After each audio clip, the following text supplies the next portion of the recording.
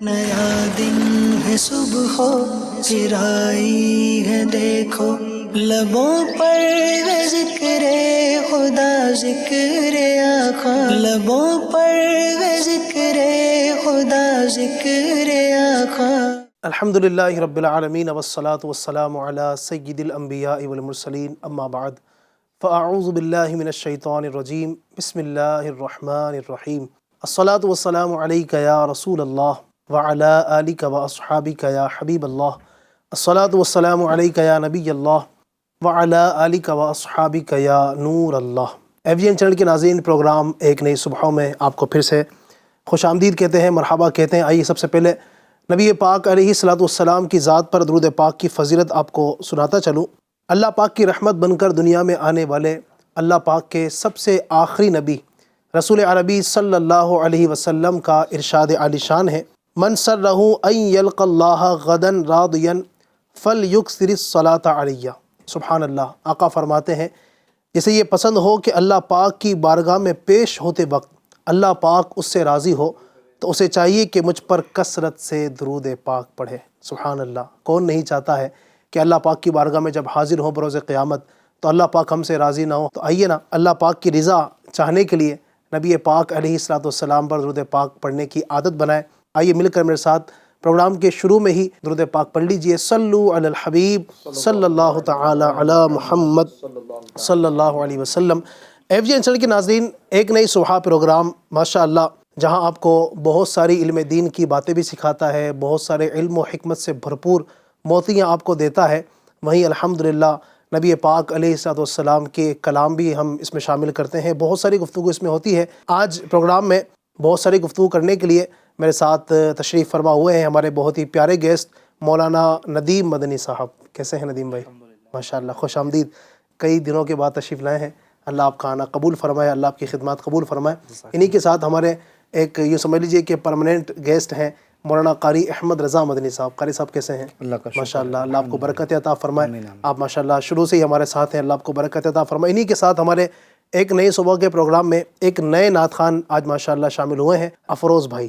افروز بھائی کو خوش آمدید کہتے ہیں، اللہ پاک آپ کو برکت دے۔ انشاءاللہ وقتاً فوقتاً افروز بھائی کے ذریعے کلام بھی سنائیں گے، نعتیں بھی سنائیں گے اور بہت ساری گفتگو اپنے گیسٹ سے لیں گے۔ تو آئیے پروگرام کے شروع میں تلاوت قرآن پاک کو شامل کرتے ہیں۔ بسم اللہ الرحمن الرحیم قد افلح من تزکی وذکر اسم ربه فصلی بل تؤثرون الحیاة الدنیا والآخرة خیر وأبقى إن هذا لفي الصحف الأولى صحف إبراهيم وموسى صدق اللہ العظیم۔ سبحان اللہ، ماشاءاللہ۔ ناظرین، اللہ پاک کے پاک کلام کی تلاوت سننے کی سعادت حاصل ہوئی۔ اچھا، FGN چینل کے ناظرین کو یہاں میں عرض کرنا چاہوں گا کہ روزانہ ہی صبح کے وقت اللہ کرے کہ کوئی ایسا سلسلہ ہمارے گھر میں بنے کہ آپ کے بچے جو قرآن پاک پڑھے ہوئے ہیں روزانہ کچھ نہ کچھ وقت ایسا فکس ہو، کوئی پارہ ایسا فکس ہو جائے، روزانہ ایک پارہ، آدھا پارہ، صبح جب گھر میں ابتدا ہو تو صبح ہی اٹھتے ہی اللہ کرے کہ گھر کے اندر بچے تلاوت قرآن پاک کریں، بڑے قرآن پاک کی تلاوت کریں۔ انشاءاللہ اس سے اللہ نے چاہا تو گھر کے اندر برکتیں اور رحمتیں نازل ہوں گی۔ آئیے تلاوت قرآن پاک کے بعد اپنے نعت خوان اسلامی بھائی سے ایک کلام بھی سن لیتے ہیں۔ صلو علی الحبیب صلی اللہ تعالی علی محمد صلی اللہ علیک یا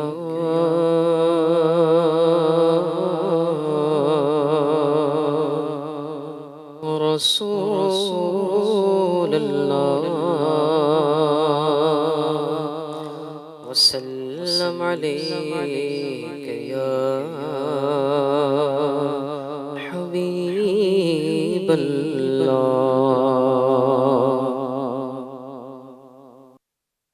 شمع رسالت ہے، عالم تیرا پروانہ پروانہ، تو ماہ نبوت ہے، اے جلوہ جانانا، جو ساقی کوثر کے چہرے سے نقاب اٹھے، جو ساقی کوثر کے چہرے سے نقاب اٹھے، ہر دل بنے میں خانہ، ہر آنکھ ہو پیمانہ، ہر دل بنے میں خانہ، ہر آنکھ ہو پیمانہ، بولو تو شمع رسالت ہے، عالم تیرا پروانہ، سرشار مجھے کر دے ایک جام لبالب سے، سرشار مجھے کر دے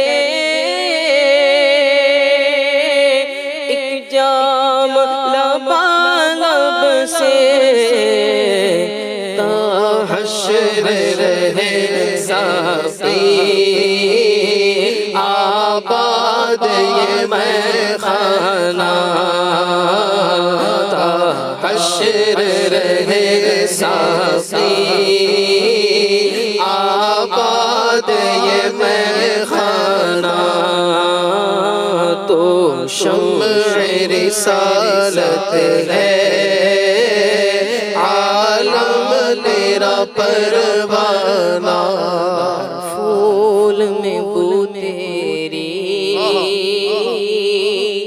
ہر شمع میں ذو تیری، ہر پھول میں بو تیری، ہر شمع میں ذو تیری، بلبل ہے تیرا بلبل، پروانہ ہے پروانہ، بلبل ہے تیرا بلبل، پروانہ ہے پروانہ، تو شمع رسالت ہے، عالم تیرا پروانہ، پیتے ہیں تیرے در کا، کھاتے ہیں تیرے در کا، پیتے ہیں تیرے در کا، کھاتے ہیں تیرے در کا، پانی ہے تیرا پانی، دانا ہے تیرا دانا، پانی ہے تیرا پانی، دانا ہے تیرا دانا، تو شمع رسالت ہے، عالم تیرا پروانہ، سرکار کے جلووں سے روشن ہے دل نوری، سرکار کے جلووں سے روشن ہے دل نوری، تا حشر رہے روشن نوری کا یہ کاشانہ تا حشر رہے روشن نوری کا یہ کاشانہ تو شمع رسالت ہے عالم تیرا پروانہ پروانہ تو ماہ نبوت ہے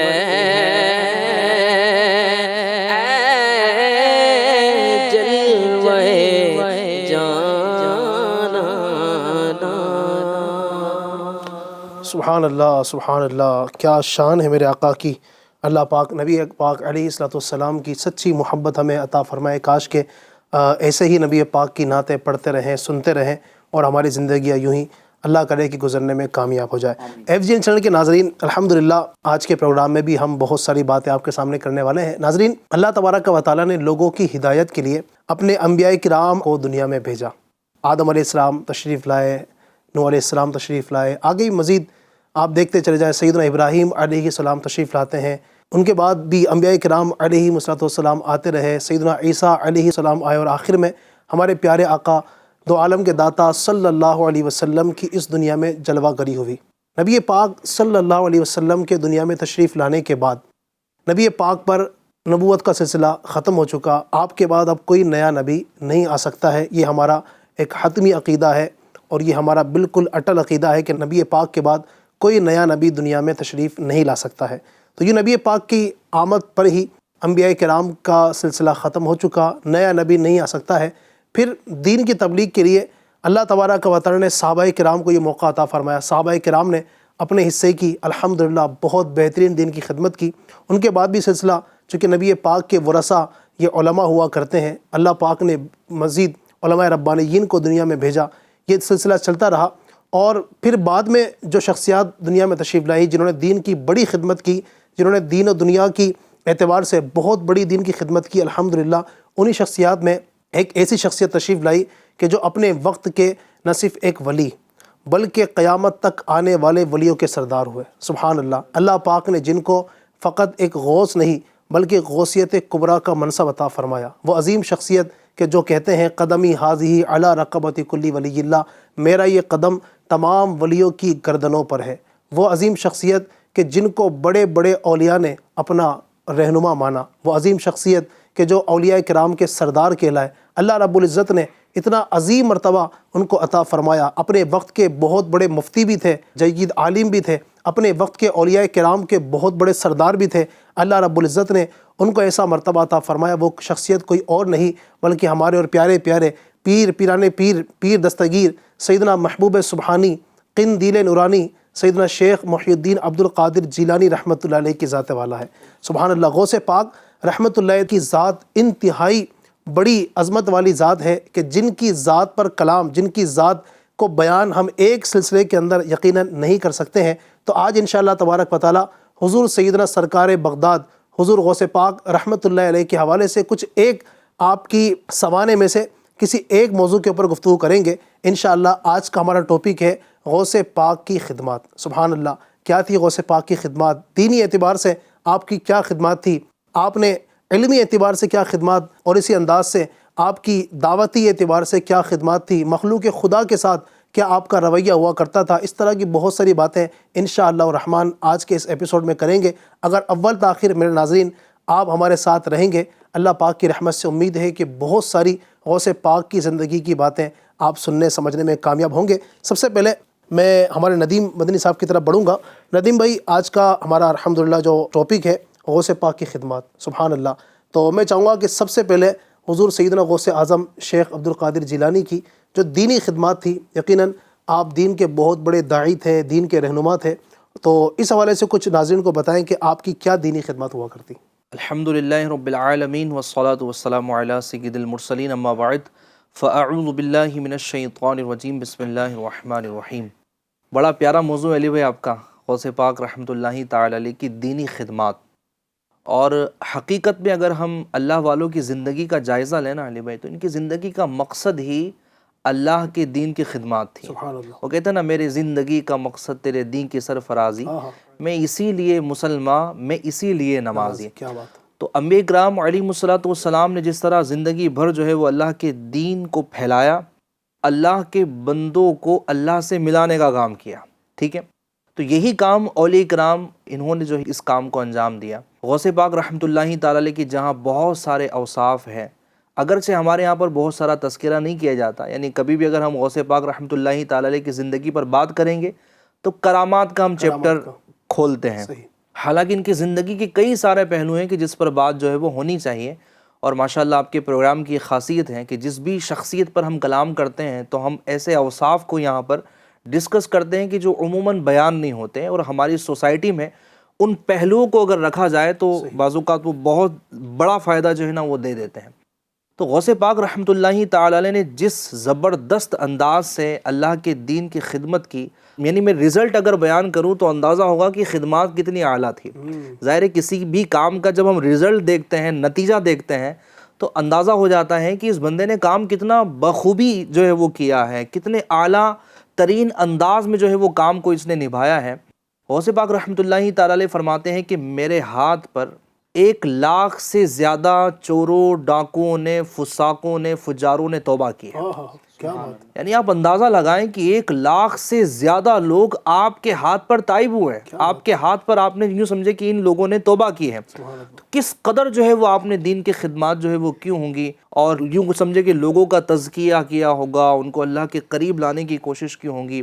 تو دیکھیں حضور نبی کریم صلی اللہ تعالی علیہ وسلم کے بعد میں اصحاب کرام نے اپنے حصے کا دین کا کام کیا، لیکن ہر دور میں فتنے پیدا ہوئے، ہر دور میں شیطان اپنی جو ہے وہ کوششیں کرتا رہا اور برائیاں جو ہے وہ جنم لیتی رہی.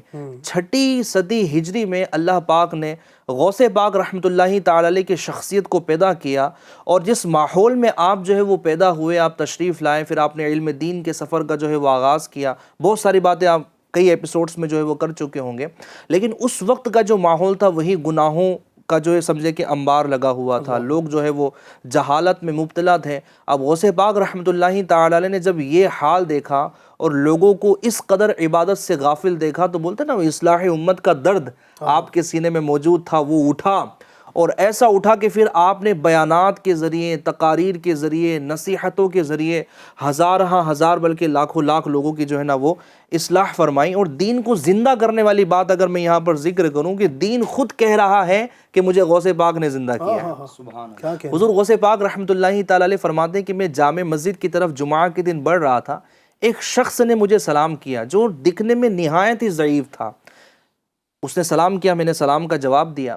جب وہ قریب آیا، ہمارا جو ہے وہ آپس میں معانقہ ہوا.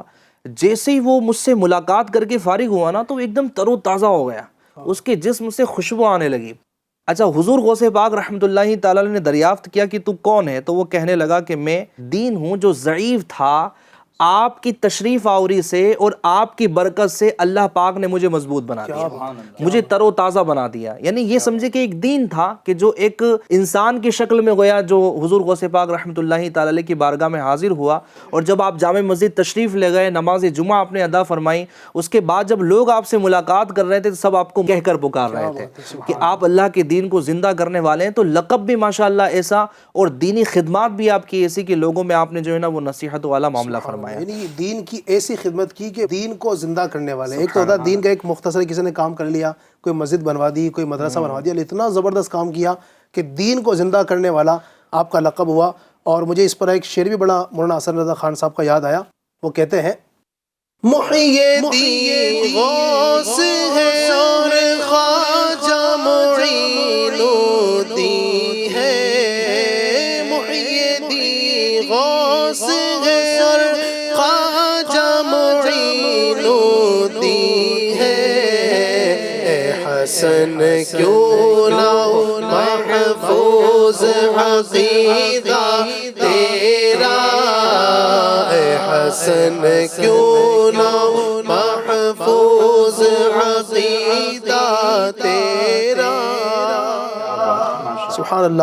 تو یہ ہمارے غوث پاک رحمۃ اللہ علیہ نے دین کی اتنی عظیم خدمت کی کہ دین کو زندہ کرنے والے کا لقب آپ کو ملا، سبحان اللہ۔ یقیناً بہت ساری باتیں ہو سکتی ہیں، لیکن چونکہ پروگرام کا وقت مختصر ہوتا ہے تو ہم چاہتے ہیں کہ آپ کی جو خدمات ہیں اس کو ہر گوشے سے بیان کریں۔ دینی خدمات آپ نے ماشاءاللہ سنی۔ اسی طرح غوث پاک رحمۃ اللہ علیہ چونکہ فقط یعنی کرامتی ولی نہیں تھے نا، یہ تو ویسے ظاہر ہے کہ جو بھی ولی ہوتا ہے وہ ولی وہی ہوتا ہے کہ جس کے پاس علم ہوتا ہے، عالم ہی ولی ہوتا ہے۔ یاد رکھیے گا، جو بندہ عالم نہیں ہے وہ ولی نہیں ہو سکتا ہے۔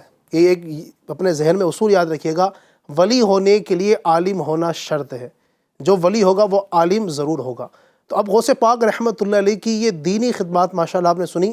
اسی کے ساتھ ساتھ غوث پاک شیخ عبد القادر جیلانی کی علمی خدمات، جو آپ کا علماء سے جو رابطہ تھا، یعنی جو آپ کا طلباء کرام سے جو محبت ہوا کرتی تھی، آپ خود کتنے بڑے عالم تھے، اور فروغ علم دین میں جو آپ کا بہت بڑا کردار ہے، میں چاہوں گا کہ قاری صاحب اس کو ہی بیان کریں تاکہ ہمارے لوگوں کو پتہ چلے کہ غوث پاک رحمۃ اللہ علیہ کی صرف کرامت ہم بیان نہیں کرتے ہیں، کرامت بیان کرنے کے ساتھ ساتھ غوث پاک شیخ عبد القادر جیلانی کتنے بڑے عالم اور کتنے بڑے مفتی، بلکہ میں نے تو یہ بھی پڑھا کہ غوث پاک ایسے مفتی تھے کہ باقاعدہ فتوے بھی لکھا کرتے تھے، یعنی باقاعدہ فتوے جاری کرتے تھے۔ کیا فرمائیں گے قاری صاحب؟ بسم اللہ الرحمن الرحیم وصلی اللہ علی محمد صلی اللہ علیہ وسلم۔ واقعی میں علی بھائی آپ نے یہ جو بات کہی نا کہ حضور غوث پاک رحمۃ اللہ تعالیٰ علیہ صرف کرامتی ولی نہیں تھے بلکہ آپ کا علمی مقام بھی بڑا اعلیٰ تھا۔ حضرت سیدنا غوث اعظم رحمۃ اللہ تعالیٰ علیہ کی مبارک زندگی کا ایک اہم پہلو یہ بھی ہے کہ آپ رحمۃ اللہ تعالیٰ علیہ نے دین کا کام ایسے وقت میں شروع کیا، اس وقت چاروں طرف فتنہ فساد کا دورہ تھا، ملت اسلامیہ کافی زبو حالی کا شکار تھی، خستہ ہو چکی تھی، اور اس وقت حضرت سیدنا غوث پاک رحمۃ اللہ تعالیٰ علیہ نے دین کی خدمت کرنا شروع کیا۔ حضور غوث پاک رحمۃ اللہ تعالیٰ علیہ کے اگر فروغ علم دین کے حوالے سے اگر ہم خدمات کو سنیں تو الحمدللہ حضور غوث پاک رحمۃ اللہ تعالیٰ علیہ علم حدیث، علم تفسیر، علم کلام، علم بلاغت، علم صرف، علم نحو، علم مناظرہ، علم کلام، علم عروض، علم ادب، علم الانساب، علم تاریخ، علم فراست، ان تمام علوم میں ایسی مہارت اور شہرت حاصل تھی کہ اس وقت کے جو علماء کرام تھے ان سب پر آپ فوقیت رکھتے تھے، آپ ان پر فوقیت رکھتے تھے۔ اور آپ نے جیسا بتایا کہ حضور غوث پاک رحمۃ اللہ تعالیٰ علیہ فتویٰ نویسی بھی کرتے تھے، یعنی کہ فتاوی جات بھی لکھتے تھے۔ تو آپ درس و تدریس کے ساتھ ساتھ آپ افتاء کے منصب پر بھی فائز تھے الحمدللہ، اور آپ نے یعنی علم کی اشاعت ایسے انداز میں کی کہ دور و دراز سے علماء صلحاء آپ کی درس و تدریس میں آپ سے فیض حاصل کرنے کے لیے حاضر ہوا کرتے تھے۔ آپ کے جو اساتذہ تھے، تو جب آپ کے اساتذہ نے علم حدیث کی سند عطا فرمائی تو فرمانے لگے، اے عبد القادر، الفاظ حدیث کی سند تو ہم آپ کو دے رہے ہیں، الفاظ حدیث کی سند تو ہم آپ کو دے رہے ہیں، لیکن حقیقت یہ ہے کہ حدیث کے معانی و مفہوم کا سمجھنا تو ہم نے آپ ہی سے سیکھا ہے۔ اب جن کے اساتذہ یہ کہیں کہ الفاظ حدیث کی ہم اجازت آپ کو دے رہے ہیں، مگر حقیقت میں حدیث کے جو معانی اور مفہوم، اس کے جو رموز و اسرار ہیں یا غوث پاک، وہ ہم نے آپ ہی سے سیکھے ہیں۔ حضور غوث پاک رحمۃ اللہ تعالیٰ علیہ کی یہ علم شان تھی کہ حضرت سیدنا قاضی ابو سعید مبارک مخزومی رحمۃ اللہ تعالیٰ علیہ، ان کا ایک مدرسہ تھا بغداد کے اندر جو بڑا مشہور تھا علمی اعتبار سے۔ تو حضور قاضی ابو سعید مبارک مخزومی رحمۃ اللہ تعالیٰ علیہ نے جب اس وقت حضور غوث پاک رحمۃ اللہ تعالیٰ علیہ کا علم و فضل اور کمالات وغیرہ یہ سب سنے، چرچا و شہرت ہوئی کہ آپ کا اپنا جو مدرسہ تھا وہ حضور غوث پاک رحمۃ اللہ تعالیٰ علیہ کے حوالے کر دیا۔ پھر حضور غوث پاک رحمۃ اللہ تعالیٰ علیہ نے اس کو اپنی سرپرستی میں لیا اور اس کا نام مدرسہ قادریہ رکھا، اور اس مدرسے کے اندر اتنے دور و دراز سے لوگ آنے لگے علم کی پیاس بجھانے کے لیے کہ جو پرانی عمارت تھی، قدیم عمارت تھی، وہ چھوٹی پڑ گئی۔ پھر اس مدرسے کی توسیع کرنی پڑی، حتیٰ کہ حضور غوث پاک رحمۃ اللہ تعالیٰ علیہ کے فروغ علم کے حوالے سے یہ بھی آتا ہے کہ جیسا کہ آپ نے بتایا کہ افتاء کے حوالے سے، علی بھائی ہمارے ناظرین جب سنیں گے تو وہ ایک دم حیران اور ششدر رہ جائیں گے کہ حضور غوث پاک رحمۃ اللہ تعالیٰ علیہ درس و تدریس میں، تصنیف و تالیف میں، واعظ و نصیحت میں، اس کے علاوہ مختلف علمی شعبوں میں انتہائی مہارت رکھتے تھے، مگر خالص طور پر فتویٰ نویسی میں تو آپ کو وہ کمال حاصل تھا کہ اس دور کے بڑے بڑے علماء اور فقہا اور مفتیان کرام رحمہم اللہ السلام بھی آپ کے لاجواب فتووں سے حیران رہ جاتے تھے، اور ایسے ایسے مشکل مسائل اس وقت کے مفتیان کرام علماء کرام پوچھتے تھے، آپ اس کے بالکل آسان انداز میں جواب فرماتے تھے۔ ایک مرتبہ ہوا یوں کہ اس وقت کے ذہین ترین 100 علماء کرام، ذہین ترین 100 علماء کرام، انہوں نے حضور غوث پاک رحمۃ اللہ تعالی علیہ کا امتحان لینا چاہا کہ ہم سب علماء کرام حضور غوث پاک رحمۃ اللہ تعالی علیہ کی خدمت میں حاضر ہوتے ہیں اور ان سے مختلف علوم و فنون سے مختلف سوال کرتے ہیں، اور ان سے ایسے سوالات کریں گے ہم مختلف علوم و فنون سے کہ حضور غوث پاک رحمۃ اللہ تعالی علیہ لاجواب ہو جائیں گے، یعنی جواب ہی نہیں دے پائیں گے، ایسے ہم سوالات کریں گے۔ ہاں، امتحان لینا چاہا۔ خیر 100 علماء کرام، ایک دو نہیں، 100 علماء کرام، وہ بھی ذہین ترین بغداد کے، چونکہ اس وقت کا علمی سمجھو مرکز تھا۔ تو خیر علماء کرام حضور غوث پاک رحمۃ اللہ تعالی علیہ کی بارگاہ میں حاضر ہوتے ہیں۔ حضور غوث پاک رحمۃ اللہ تعالی علیہ سے باری باری ملنے کے لیے جیسے حاضر ہوتے ہیں، حضور غوث پاک رحمۃ اللہ تعالی علیہ ان کو گلے سے لگاتے اور کہتے کہ تمہارا سوال یہ تھا اور تمہارا جواب یہ ہے۔ صرف جواب ہی نہیں دیا، بیان کرنے سے پہلے بولے تمہارا سوال یہ تھا اور یہ تمہارا جواب ہے۔ اس طرح جتنی بھی علماء کرام اس وقت آپ کو جو لاجواب کرنے آئے تھے خود لاجواب ہو گئے، حتیٰ کہ پھر جب محفل مجلس ختم ہوئی تو علماء کرام یہ آپس میں گفتگو کرنے لگے کہ جب ہم حضور غوث پاک رحمۃ اللہ تعالی علیہ کی مجلس میں محفل میں حاضر ہوئے تو ایسا محسوس ہو رہا تھا کہ ہم سب علم بھول چکے ہیں، ہمارے سینے بالکل خالی ہو چکے ہیں، مگر جیسے حضور غوث پاک رحمۃ اللہ تعالی علیہ نے ہمیں سینے سے لگایا تو جو علوم ہم بھول چکے تھے وہ واپس ہمارے ذہنوں میں مستحضر ہو گئے، اور حضور غوث پاک رحمۃ اللہ تعالی علیہ نے ایسے سوالات کے جوابات ارشاد فرمائے جو ہمارے علم میں پہلے کبھی تھے ہی نہیں ہے۔ تو یہ حضور غوث پاک رحمۃ اللہ تعالی علیہ کا مقام و مرتبہ تھا۔ علمی آپ کی جو ایک سبحان اللہ آپ نے بات کی، یقیناً بہت بڑے آپ عالم تھے، اور جسے بھی آپ نے غوث پاک کی محفل کا تذکرہ کیا نا کہ جو اتنے سارے لوگ آئے، میں نے پڑھا غوث پاک کی محفل کا بھی بڑا پیارا انداز تھا۔ علم دین کے فروغ کے لیے جو آپ کی خدمات تھی، آپ کے بیانات ہوا کرتے تھے، الحمدللہ باقاعدہ بیانات ہوا کرتے تھے، اور غوث پاک فرماتے ہیں کہ جب میں نے بیان کرنا شروع کیا تو اس وقت بیان کے اندر شروع میں 2-3 لوگ ہوا کرتے تھے، لیکن اللہ پاک کے کرم سے پھر ایک وقت ایسا آیا، لوگ جمع ہوتے گئے اور ایک وقت ایسا آیا کہ 70 ہزار لوگ میرے بیان میں ہوا کرتے تھے۔ اور آپ کی سیرت کے اندر یہ بات بھی بڑی پیاری بیان کی جاتی ہے کہ آپ کی جو علمی خطابات ہوا کرتے تھے، آپ کے بیانات ہوا کرتے تھے، اتنے زبردست، اور آپ کی کرامت بیان کی جاتی ہے، چونکہ اس دور میں لاؤڈ اسپیکر تو تھا نہیں، مائک نہیں تھا، تو 70 ہزار لوگ اس وقت میں آپ کے مبارک جلسے میں، آپ کے اس پروگرام میں آپ کا بیان سننے کے لیے، آپ کی علمی گفتگو سننے کے لیے آتے، لیکن جو آواز جو آپ بیان فرماتے تھے بغیر مائک کے، تو جو سب سے آگے بیٹھنے والا جس طرح آپ کی آواز کو سنتا تھا، اسی طرح 70,000واں جو آدمی پیچھے بیٹھتا تھا وہ بھی اسی طریقے سے آپ کی آواز کو سن لیا کرتا۔ سبحان اللہ، یہ غوث پاک کی خدمات۔ ماشاءاللہ اتنی پیاری جو ہے وہ گفتگو چل رہی ہے، آپ نے فرمایا کہ اتنے کثیر تعداد میں لوگ جو ہے وہ بیان میں شریک رہتے تھے۔ اچھا، جہاں خدمت دین کا ہم تذکرہ کر رہے ہیں وہاں پر انداز خدمت دین بھی آپ کا کتنا پیارا تھا، نصیحت کا انداز بھی کتنا پیارا تھا۔ خود حضور غوث پاک رحمۃ اللہ تعالی علیہ فرماتے ہیں، نبی کریم صلی اللہ علیہ وسلم کے دین کی دیواریں پیدر پہ گر رہی ہیں اور اس کی بنیادیں کمزور ہو رہی ہیں، اے باشندگان زمین، ہے نا، یعنی یہ زمین پر رہنے والوں، بسنے والوں، آؤ جو گر رہا ہے اسے مضبوط کر دیں، اور جو گر گیا ہے اسے درست کر دیں۔ یہ چیز کسی ایک سے پوری نہیں ہوتی، سب کو مل کر کام کرنا چاہیے۔ اے سورج، اے چاند، اے دن، تم سب آؤ۔ اور جو کہ حضور غوث پاک رحمۃ اللہ تعالی علیہ کی جو طاقت اور جو قوت ہے اور آپ کی جو حکومت ہے نا، وہ صرف انسانوں پر نہیں ہے، وہ الحمدللہ جناتوں پر بھی تھی، کیا حیوانات تھی ان پر بھی تھی۔ اللہ پاک نے جو ہے وہ آپ کے تابع ان چیزوں کو کیا ہوا تھا، یہ آپ کا انداز تھا۔ اچھا، خطابت کا انداز دیکھیں، یعنی آپ یوں سمجھے کہ جب لوگ آپ کی مجلس اور محفل میں ہوتے تھے اور آپ جب ان کو نصیحت کرتے تھے تو کس پیارے انداز میں، ایسا لگتا تھا نا کہ وہ موتی جھڑ رہے ہیں، اور ایسا لگتا تھا کہ وہ مریض آیا ہے نا تو وہ شفا لے کر ہی جائے گا۔ یعنی وہاں کچھ کنفیوژن نہیں تھی، وہاں ایسی نصیحتیں نہیں تھی کہ بندہ نتیجے پر نہیں پہنچ پا رہا ہے، گناہ گار آتا بس وہ آ جاتا نا تو توبہ کر کر ہی جاتا۔ اچھا، انداز اور جملے آپ دیکھیں اور آپ اس سے اندازہ لگائیں کہ حضور غوث پاک رحمۃ اللہ تعالی علیہ کا انداز کتنا تڑپ والا تھا۔ آپ گناہوں سے خود کتنے بیزار، اور لوگوں سے جو گناہ ہوتے تھے ان کو دور کروانے کے لیے آپ کتنے فکر مند رہتے تھے۔ حضور غوث پاک رحمۃ اللہ تعالی علیہ کی تقریر کا، ایک خطاب کا انداز میں یہاں پر بیان کرتا ہوں۔ آپ کہتے ہیں اے باشندگان بغداد، اے بغداد کے رہنے والوں، تمہارے اندر نفاق بڑھ گیا ہے اور اخلاص کم ہو گیا ہے، اقوال بڑھ گئے ہیں اور اعمال کم ہو گئے ہیں۔ تمہیں جاننا چاہیے کہ قول یعنی کہنا یہ بلا عمل کسی کام کا نہیں ہے، بلکہ تمہارے خلاف حجت ہے کہ تم باتیں کرتے رہے، عمل کچھ نہیں کیا۔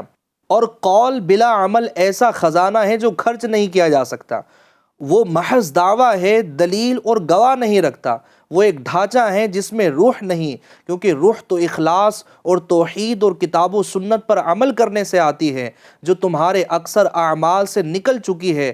غفلت سے باز آؤ اور خدا کی طرف پلٹو، اس کے حکم کی تعمیل کرو اور اس کے ممنوعات سے بچو۔ سبحان اللہ۔ اچھا آپ دیکھیں کتنی ساری یہاں پر باتیں آ گئی، جو مرض تھا، جس چیز کی کمی تھی وہ بیان کر دی۔ اخلاص کی کمی ہے، تم صرف باتیں کرتے ہو، عمل نہیں کرتے، یعنی گفتار کے غازی ہیں، کردار کے غازی نہیں ہے۔ اب یہی انداز جو ہے نا وہ ہمارا ہے علی بھائی، اگر ہم دیکھیں اور یہ ساری جو تقریر ہے رضا بھائی، ایسا لگتا ہے کہ ہمارے لیے بھی یہ نصیحتیں ہیں ایسا ہی کہ ہم جناب باتیں تو بڑی کرتے ہیں لیکن عملی میدان میں جو ہے بالکل کمزور ہیں۔ اور پھر یہ نفاق کی حالت، اچھا یہ نفاق والی جو کیفیت ہے یہ تو چھپی ہوئی ہے نا، لیکن یہاں پر دیکھیں کہ حضور غوث پاک رحمۃ اللہ تعالی علیہ کیا فرما رہے ہیں، تمہارے اندر نفاق آ گیا ہے۔ حالانکہ نفاق تو چھپی ہوئی چیز ہے، بندہ جو ہے وہ کسی کو کہہ نہیں سکتا کہ تم منافقت کر رہا ہے، لیکن یہی تو روشن ضمیر غوث ہے نا۔ پاک کی دعوت دین، یعنی اس سے یہ سمجھ میں آ رہا ہے کہ جو دین کی دعوت دینے کا انداز ہے، کس انداز سے لوگ اصلاح کریں۔ چونکہ یہ تو اللہ والے ہیں، مال و دولت سے محبت اور لگاؤ تو ان کو ہوتی نہیں تھی، انہوں نے تو سب کو ٹھوکر جو ہے نا مار دیا تھا۔ اچھا یہ مال اور دنیا کو انہوں نے ٹھوکر ماری نے، آج سارے دنیا والوں کے دل کے اندر موجود ہے الحمدللہ۔ یہ چیزیں ہیں کہ جو اللہ سے محبت کرتا ہے اللہ اس کو مشہور کر دیتا ہے، لوگوں کے دلوں میں اس کا مقام جو ہے نا وہ بن جاتا ہے۔ اچھا وہ خلیفہ آیا اور اس نے خدام کو جو ہے وہ حکم دیا، آپ نے منع کر دیا، بہت اصرار کے بعد حضور غوث پاک رحمۃ اللہ تعالی علیہ نے اس کی رقم کی تھیلیاں اپنے ہاتھوں میں لی۔ اچھا دائیں ہاتھ میں ایک رقم کی تھیلی لی، پھر بائیں ہاتھ میں ایک رقم کی تھیلی لی، دونوں کو دبایا نا تو اچھا وہ رقم کی تھیلی تھی، اس کے اندر تو پیسہ ہوگا نا، لیکن اس کے اندر سے خون نکل رہا تھا۔ اچھا جب اس بادشاہ نے یہ دیکھا نا خون نکل رہا ہے تو آپ نے کیا فرمایا کہ تو لوگوں کا خون مجھے دے رہا ہے۔ یعنی وہ جو پیسہ تھا نا وہ ظلم کے ذریعے، زیادتی کے ذریعے جناب لوگوں سے وصول کیا گیا تھا، تو آپ تو ساری چیزیں جان لیتے تھے نا، تو آپ نے دبا کر اس کی حقیقت بیان کر دی اور کہا کہ دیکھیے جو تو کام کر رہا ہے، تیرے پاس جو پیسہ ہے، تیرے پاس جو بادشاہت ہے، یہ تو ظلم و زیادتی سے حاصل ہوئی، اس کی کوئی حیثیت نہیں ہے۔ اب دھڑام سے وہ بادشاہ جو ہے نا وہ زمین پر گرتا ہے اور ہوش آنے کے بعد پھر دیگر معاملات ہوتے ہیں، لیکن یہاں انداز آپ دیکھیں کہ آپ نے اسی واقعے میں اس کو نصیحت کر دی کہ یہ جو مال حاصل ہوا ہے وہ ظلم و زیادتی کی وجہ سے ہوا ہے۔ اسی طرح دیکھیں دوسرا ایک اور بادشاہ آتا ہے اور کہتا ہے کہ مجھے آپ جو ہے نا ایک کرامت دکھائیے تاکہ میرا دل جو ہے وہ مطمئن ہو جائے۔ آپ نے کہا کہ کیا کرامت دیکھنی ہے؟ تو جناب اس نے کہا کہ مجھے سیب آپ جو ہے نا وہ غیب سے سیب لا کر دے دیجئے۔ اچھا اس وقت عراق میں جو ہے نا کہیں بھی سیب کی سیزن نہیں تھی، سیب اویلیبل نہیں تھے۔ جناب ہوتا کیا ہے، حضور غوث پاک رحمۃ اللہ تعالی علیہ نے جناب وہ غیب بس وہ اپنا ہاتھ اٹھایا اور سیب جو ہے وہ آپ کے ہاتھ میں تھے، 2 سیب جو ہے وہ آپ نے غیب سے جو ہے وہ ماشاءاللہ کرامت دکھائی اور آ گئے۔ ایک سیب جو آپ کے ہاتھ میں تھا، جب بادشاہ نے آپ کے ہاتھ میں دیکھا تو یہ دیکھا کہ ماشاءاللہ وہ خوشبودار ہے اور بڑا اچھا نظر آ رہا ہے۔ اچھا ایک سیب جب حضور غوث پاک رحمۃ اللہ تعالی علیہ نے اس بادشاہ اس خلیفہ کے ہاتھ میں دیا نا تو بدبودار ہو گیا، وہی سے ہاں وہی سیب وہ بدبودار ہو گیا اور جناب اس کی کیفیت خراب ہو گئی۔ تو اس نے بڑی تعجب سے پوچھا کہ یہ سیب جب آپ کے ہاتھ میں تھا تو یہ خوشبودار تھا اور جب یہ میرے پاس آیا تو بدبودار ہو گیا، ایسا کیوں؟ تو کہا یہ تیرا ہاتھ جو ہے نا یہ ظلم والا ہے، تو اس ہاتھ سے ظلم کرتا ہے، تو اس سیب کی صورت جو ہے وہ تبدیل ہو گئی۔ تو یہاں پر نصیحت بھی ہو گئی کہ تو ظلم اور زیادتی سے باز آ جا۔ تو یہ آپ کا انداز تھا، کیا غریب، یعنی کیا ایک نارمل لیول والا بندہ اور کیا جناب مڈل کلاس والا بندہ جو بھی آپ کی بارگاہ میں آتا، اگر وہ ظلم و زیادتی کرنے والا ہوتا، اللہ کی نافرمانی کرنے والا ہوتا تو آپ اس کو بھی نصیحت فرماتے ہیں۔ اور چونکہ یہ علماء ہوتے ہیں نا، آپ نے فرمایا نا ولی عالم ہوتا ہے، اور امام غزالی رحمۃ اللہ تعالی علیہ نے لکھا ہے کہ بادشاہ لوگوں پر حکومت کرتے ہیں اور عالم بادشاہوں پر حکومت کرتا ہے۔ تو یہی آپ کا انداز تھا الحمدللہ کہ بادشاہ بھی آپ سے نصیحت لینے کے لیے حاضر ہوا کرتے تھے۔ ماشاءاللہ کیا شان ہے آپ کی۔ یقیناً یعنی یوں تو انداز ہی ہوتا ہے کہ جب کسی بڑے لوگوں کے ساتھ بیٹھنا ہوتا ہے تو آدمی دین کی بات کرنا ہی بھول جاتا ہے، یعنی ان کا بھی ایسا ہوتا ہے کہ بعض اوقات روب ایسا ہوتا ہے کہ ان کے سامنے انسان جو ہے پانی پانی ہو جاتا ہے، لیکن یہ اللہ والے ہوتے ہیں کہ یہ جب لوگوں کے سامنے بیٹھتے ہیں، بڑے عہدیداروں کے سامنے بیٹھتے ہیں تو ان سے مرعوب نہیں ہوتے، بلکہ الحمدللہ ان کے سامنے بھی دین کی خدمات پیش کرتے ہیں. کیسا ہوتا ہے نا, کبھی کسی کا ذہن بنے بھی نا کہ مجھے دین کی خدمت کرنا ہے, تو اس نے انہی لوگوں کو سمجھانا جس پر اس کا جو ہے نا تھوڑا رعب ہے, بھائی ایسا مت کرو ویسا مت کرو, ٹھیک ہے جناب. اچھا, اب اس کے جو اوپر لیول کے, یہ ایک الگ بات ہے, یہ پورا چیپٹر ہے کہ دیکھیے کہ دعوت کس کو دینا ہے, کب دینا ہے, کس انداز میں دینا ہے. اس پر گفتگو کریں گے تو بہت لمبی چلی جائے گی. ہر ایک کا مقام اور وہ منصب بھی ویسا نہیں ہوتا کہ وہ ہر ایک کو جو ہے بولنا شروع کر دے, اور نہ ہو سکتا ہے دوبارہ پھر کسی کو بھی نیکی کی دعوت دینے کو اس کو موقع ہی نہ ملے. ٹھیک ہے جی, تو بہت ساری چیزیں ہیں, بہت سارے تقاضے ہیں, لیکن یہ ہے کہ کہیں کہیں بندہ اگر قادر نہ بھی ہو, جیسے فار ایگزامپل وہ ایسا امیر و کبیر بندہ ہے کہ بولے گا تو ہو سکتا ہے کہ اس کی جان پر ہی جو ہے وہ بن آئے, تو وہاں تو نیکی کی دعوت دینا ہی نہیں ہے. نیکی کی دعوت دینا وہاں پر ضروری ہوتی ہے کہ جناب بندے کو یقین کامل ہو کہ میں اس کو سمجھاؤں گا تو یہ مان جائے گا. اب جناب اگر اس کو غالب گمان اس کا یہ ہے کہ میں اس کو سمجھاؤں گا تو یہ مجھے تکلیف دے گا, یہ میرا کوئی عضو جو ہے وہ تلف کر دے گا, یعنی عضو کو کاٹ دے گا یا جان سے مار دے گا, تو وہاں نیکی کی دعوت نہ دینا واجب ہے, کیونکہ بندے کی جان کی حفاظت یہ زیادہ ضروری ہے. لیکن کم از کم اتنا تو ہو کہ بندہ جہاں قدرت نہ رکھتا ہو وہاں دل میں تو اس کو برا جانے. یعنی گیا اور جناب وہ گناہ کر رہا ہے, ارے جناب شہر کا بڑا امیر و کبیر آدمی ہے, میں اس کی جو ہے نا وہ شادی میں گیا. اب شادی میں گیا ہے, نارملی شادی میں جائے گا تو کہیں گا بھائی گانے بازی مت بجاؤ, ایسا مت کرو ویسا مت کرو, اور وہی امیر و کبیر کی شادی میں جائے گا تو سب اس کے لیے درست ہو جاتا ہے. کیا کریں یار, اس کو بولوں گا تو یہ مانے گا نہیں, تو اب شادی میں شامل بھی ہو رہا ہے گھبراہٹ سے, نہیں جاؤں گا تو میرا مسئلہ بن جائے گا. وہاں جا بھی رہا ہے جناب, وہاں پر وہ طرح طرح کی غیر شرعی رسومات میں شریک بھی ہو رہا ہے, وہاں پر بول نہیں رہا ہے, تو یہ تو بالکل جہالت ہے نا, یہ تو حماقت ہے کہ بندہ ایک طرف کچھ اور رول ادا کر رہا ہے اور وہیں پر امیر و کبیر کے یہاں پر گیا تو کم از کم اتنا تو تھا کہ بھائی نہ جاتا, یا اتنا تو ہوتا کہ دل میں برا جانتا. یعنی کچھ لوگ ایسے ہوتے کہ نہیں یار میں نے اس کو بولا یا مانا نہیں, تو بھائی آپ وہاں کیا کر رہے تھے, آپ وہاں سے ہٹ جاتے, کم از کم آپ تو گناہ سے بچ جاتے. لیکن بعض اوقات اس طرح کی مینٹلٹی بھی ہوتی ہے. اللہ پاک ہماری حفاظت فرمائے. آمین آمین. ماشاءاللہ غوث پاک کی بہت ساری باتیں چل رہی ہیں, تو آئیے میں چاہوں گا کہ افروز بھائی کچھ 2-3 شعر, کیونکہ وقت مجھے پتہ چلا ہے کافی زیادہ ہو چکا ہے, 2-3 شعر انشاءاللہ غوث پاک کی شان میں سن لیتے ہیں. امداد کر امداد کر از بند غم آزاد کر, در دین و دنیا شاد کر, در دین و دنیا شاد کر, یا غوث اعظم دستگیر امداد کر امداد کر, اسیروں کے مشکل کشا غوث اعظم, اسیروں کے مشکل کشا غوث اعظم, فقیروں کے حاجت روا غوث اعظم, امداد کر امداد کر از بند غم آزاد کر, در دین و دنیا شاد کر, در دین و دنیا شاد کر, یا غوث اعظم دستگیر امداد کر امداد کر. تیرے ہاتھ میں نے دیا ہے, تیرے ہاتھ میں نے دیا ہے, تیرے ہاتھ ہے لاج یا غوث اعظم, امداد کر امداد کر از بند غم آزاد کر, در دین و دنیا شاد کر, در دین و دنیا شاد کر, یا غوث اعظم دستگیر امداد کر امداد کر. کہے کس جا کر حسن اپنے دل کی, کہیں کس سے جا کر ہم سب اپنے دل کی, سنے کون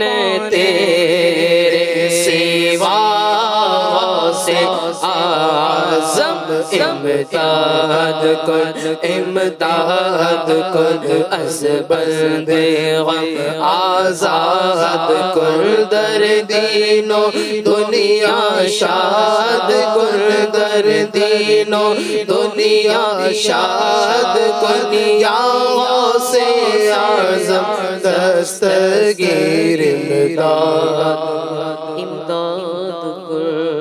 سبحان اللہ سبحان اللہ. بات چل رہی تھی حضور غوث پاک شیخ عبد القادر جیلانی کی خدمات کی. میں چونکہ ٹائم کافی ہو چکا ہے، بس آخری میں بڑھوں گا قاری احمد رضا صاحب کی طرف. بہت ساری خدمات کی بات ہوئی ہے قاری صاحب، مزید خلق خدا کے ساتھ غوث پاک کا کیا انداز ہوا کرتا تھا، مخلوق خدا کے کس انداز سے آپ خیر خواہی کیا کرتے تھے، اس حوالے سے بھی کچھ ناظرین کو بتائیں. جی علی بھائی، آپ رحمۃ اللہ تعالیٰ علیہ کے صاحبزادے ہیں حضرت شیخ عبد الرزاق رحمۃ اللہ تعالیٰ علیہ. ان کا بیان ہے کہ ایک دفعہ حضور غوث پاک رحمۃ اللہ تعالیٰ علیہ حج کے لیے روانہ ہوئے. جب بغداد پہنچے تو قریب ایک جگہ پر آپ نے قیام کرنا چاہا تو حکم دیا اپنے مریدوں کو کہ یہاں کوئی ایسا گھر تلاش کریں جو سب سے زیادہ ٹوٹا پھوٹا اور اجڑا ہوا ہو، ہم اس میں قیام کریں گے. یعنی بالکل بوسیدہ گھر کے اندر. اس وقت وہاں پر گاؤں کے جو امیر اور رئیس اور مالدار لوگ تھے، انہوں نے بڑے اچھے اچھے مکانات آپ کے سامنے رہنے کے لیے پیش کیے، مگر آپ نے انکار کر دیا. بہت ڈھونڈنے کے بعد ایک ایسا مکان مل گیا جس میں ایک بڑھیا اور ایک بوڑھا اور اس کی بچی یہ قیام پذیر تھے، یہ رہتے تھے. آپ رحمۃ اللہ تعالیٰ علیہ حضور غوث پاک رحمۃ اللہ تعالیٰ علیہ نے بڑے میاں سے اجازت طلب کی کہ ہم آپ کے گھر میں قیام کرنا چاہتے ہیں. خیر آپ رکے اس بوسیدہ گھر کے اندر، ٹوٹے پھوٹے گھر کے اندر آپ نے قیام فرمایا. پھر جب آپ آگے روانہ ہونے لگے تو آپ کے پاس وہاں کے گاؤں کے جو امیر اور رئیس زادوں نے، مالداروں نے جو بھی نذرانہ ہدیے، تحفے اور پیسے وغیرہ جو بھی آپ کو دیے تھے، درہم و دراہم وغیرہ، دینار وغیرہ، وہ سب کے سب آپ نے اس غریب بوڑھے کو دے دیے. یعنی یوں سمجھو اس غریب بوڑھے کو آپ نے اپنے نذرانے ہدیے وغیرہ دے کر اس کی جو غریبی تھی وہ دور فرما دی. صرف یہی نہیں، حضور غوث پاک رحمۃ اللہ تعالیٰ علیہ کا خلق خدا کے ساتھ خدمت کا کیا انداز تھا. ماشاءاللہ جیسا کہ حضور غوث پاک رحمۃ اللہ تعالیٰ علیہ کی سیرت میں ملتا ہے کہ آپ طلباء کرام سے، یعنی جو علم دین حاصل کرتے ہیں، قرآن و حدیث کا علم حاصل کرتے ہیں، ان سے بھی بے پناہ محبت کرتے تھے. ان کی چھوٹی چھوٹی آرزو حضور غوث پاک رحمۃ اللہ تعالیٰ پوری فرمایا کرتے تھے. حضرت ابن قدامہ حنبلی رحمۃ اللہ تعالیٰ علیہ سے حضور غوث پاک رحمۃ اللہ تعالیٰ علیہ کے بارے میں پوچھا گیا تو آپ نے ابن قدامہ حنبلی رحمۃ اللہ تعالیٰ نے فرمایا کہ میں کچھ عرصہ حضور غوث پاک رحمۃ اللہ تعالیٰ علیہ کی صحبت میں رہا ہوں اور ان کے مدرسے میں نے قیام کیا ہے کہ میں نے دیکھا کہ حضور غوث پاک رحمۃ اللہ تعالیٰ علیہ طلباء کرام کے لیے، ان کے علم دین میں مدد کے لیے اپنے شہزادے کو چراغ دے کر بھیجتے تھے، تو جا کر چراغ جلاتے تھے. اور آپ رحمۃ اللہ تعالیٰ علیہ طالب علم دین کے لیے وقتاً فوقتاً کھانا بھی بھیجا کرتے تھے. تو حضور غوث پاک رحمۃ اللہ تعالیٰ علیہ کا بھیجا ہوا کھانا وہ طلباء کرام بھی کھاتے تھے. حضور غوث پاک رحمۃ اللہ تعالیٰ علیہ کو مخلوق خدا سے ایسی محبت تھی اور ان کی خدمت کرنے کے حوالے سے ایسا جذبہ تھا کہ حضرت شیخ عبداللہ رحمۃ اللہ تعالیٰ علیہ بیان کرتے ہیں کہ ایک مرتبہ حضور غوث پاک رحمۃ اللہ تعالیٰ علیہ نے مجھ سے ارشاد فرمایا، میرے نزدیک بھوکوں کو کھانا کھلانا اور حسن اخلاق یہ زیادہ فضیلت والے اعمال ہیں.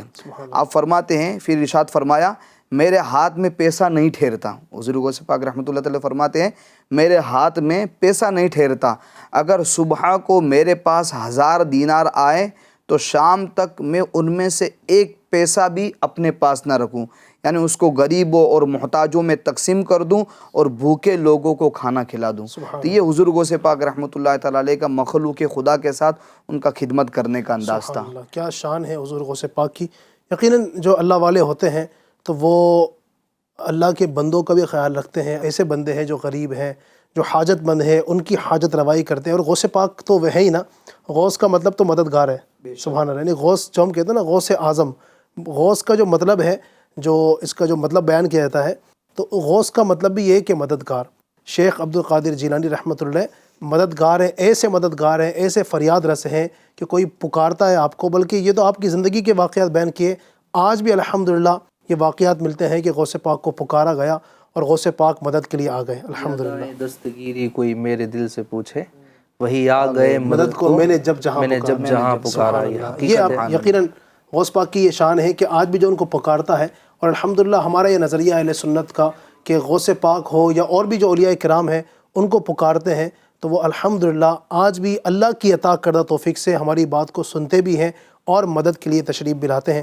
اللہ پاک حضور غوث پاک کی سیرت پر عمل کرنے کی توفیق عطا فرمائے۔ تو غوث پاک کی سیرت کے بہت سارے ہم نے خدمت کے اعتبار سے، فروغ علم دین کے حوالے سے جو آپ کی خدمات ہے وہ آپ کے سامنے بیان کی، غرباء کے ساتھ، مسکینوں کے ساتھ، خلق خدا کے ساتھ آپ کی کیا خدمات کا انداز ہوا کرتا تھا۔ اسی طریقے سے دینی خدمت جو آپ کی ہوا کرتی تھی، نیکی کی دعوت کی جو انداز ہوا کرتے تھے، آپ کے بیان کے ذریعے سے جو لوگوں کی جو دینی خدمات آپ نے کی ہے، سبحان اللہ، اتنی خدمات ہیں کہ یقیناً ایک پروگرام کے اندر ساری کی سارے بیان نہیں کی جا سکتی ہے۔ پھر موقع ملا تو انشاءاللہ تبارک و تعالیٰ FGN چینل کے کسی اور پروگرام کے اندر ہم بیان کریں گے۔ اللہ تبارک و تعالیٰ حضور سیدنا شیخ عبد القادر جیلانی غوث پاک رحمۃ اللہ علیہ کے فیض و برکات سے ہمیں مستفیض و مالا مال فرمائے، اور ایک کاش کے جو خدمات ہم نے سنی ہیں، ایک کاش کہ ایسا ہو کہ ہم غوث پاک کے ماننے والے، غوث پاک کے چاہنے والے، ہمارے اندر بھی اوصاف داخل ہوں، اور اللہ کرے کہ ہم بھی غوث پاک کی سیرت پر عمل کرنے والے بنے۔